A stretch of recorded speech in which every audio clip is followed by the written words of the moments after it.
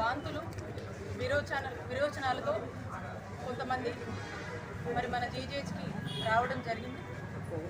మరి వారందరినీ కూడా ఇక్కడ ఉన్నటువంటి వైద్యులు, సూపరింటెండెంట్ గారు, ఇక్కడ ఉన్నటువంటి డాక్టర్స్ అందరూ కూడా ఆ వచ్చిన వాళ్ళందరూ కూడా మెరుగైన వైద్య సేవల్ని ఇక్కడ అందించడం అనేది జరుగుతూ ఉంది. మరి ఇప్పుడు జీజీహెచ్కి వచ్చి చూసినప్పుడు ఇప్పటికి 20 మంది కూడా మరి ఈ వాంతులు విరోచనాల కంప్లైంట్లు మరందరూ కూడా ఇక్కడ అడ్మిట్ అయి ఉన్నారు. వాళ్ళందరితో కూడా ఈచ్ అండ్ ఎవ్రీ వన్తో కూడా మరి వాళ్ళని పలకరించడం అనేది జరిగింది.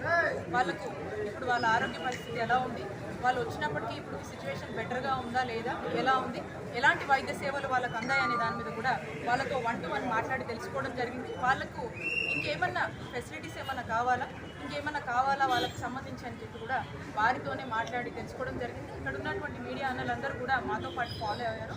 వాళ్ళందరూ కూడా వాళ్ళకు వచ్చినప్పటికీ ఇప్పటికీ ఈరోజే మన గుంటూరులోనే ఈరోజే నిదర్శనం అని చెప్పొచ్చు. ఎందుకంటే అసలు డయేరియా అంటే ఏంటో నేను చెప్తాను. ప్రతిపక్షాలకి ముఖ్యంగా టీడీపీ నాయకుడికి నేను చెప్పదలుచుకున్నాను. డయేరియా అంటే ఏంటంటే 2018లో టీడీపీ హయాంలో వాళ్ళ ప్రభుత్వంలోనే ఇక్కడనే ఇదే సిటీలో డయేరియా టీడీపీ హయాంలో వస్తే 10 ఏరియాలకు వచ్చింది. 2400 మంది జనాభా ఏ విధంగా ఇబ్బంది పడ్డారో డయేరియాలో ఇక్కడున్న ప్రజలందరికీ కూడా తెలుసు.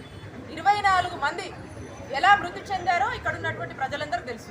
మరి బాధ్యత లేని ప్రభుత్వం ఆనాటి టీడీపీ ప్రభుత్వం, అది డయేరియా అంటే. ఈరోజు మనం చూసినట్టయితే డయేరియా అని ఏదైతే ఒక సిమ్టమ్స్ లాగా మనకు అనిపిస్తూ ఉన్నాయో, అక్కడ 2, ఆ బజార్లో 2, అక్కడ 2 లాగా ఉన్నాయి. డయేరియా అంటే ఏంటంటే ఒక బజార్ వచ్చేస్తుంది, ఒక ఫ్యామిలీ వచ్చేస్తుంది, అలా స్ప్రెడ్ ఉంటుంది దాన్ని. కానీ సీజన్లో అక్కడ కొన్ని మనకు వచ్చాయి కాబట్టి కొంతమంది వస్తున్నారు కాబట్టి దానికి తగిన ట్రీట్మెంట్ని మనం ఇస్తున్నాము, రూట్ కాజ్ ఫైండ్ అవుట్ చేస్తున్నాం. మరి ఈ విధంగా ఈ సిచ్యువేషన్ని కూడా ఏ విధంగా మరి వీళ్ళ టీడీపీ వాళ్ళు ఏ విధంగా శవ రాజకీయాలకు వాడుతున్నారనే దాని మీద ఒక్కసారి ఇక్కడ ఉన్నటువంటి ప్రజలు అందరూ కూడా అర్థం చేసుకోవాలి. ఏ విధంగా దిగజారి రాజకీయాలు చేస్తున్నారో ఒకసారి అందరూ ఆలోచన చేయాలి. దీన్ని పూర్తిగా కూడా మేము ఖండిస్తున్నాం. అలాగే ఒక మహిళా మంత్రిగా, ఒక బాధ్యత గల మంత్రిగా నేను ఈరోజు ఇక్కడికి వచ్చి ఇక్కడ ఉన్నటువంటి పేషెంట్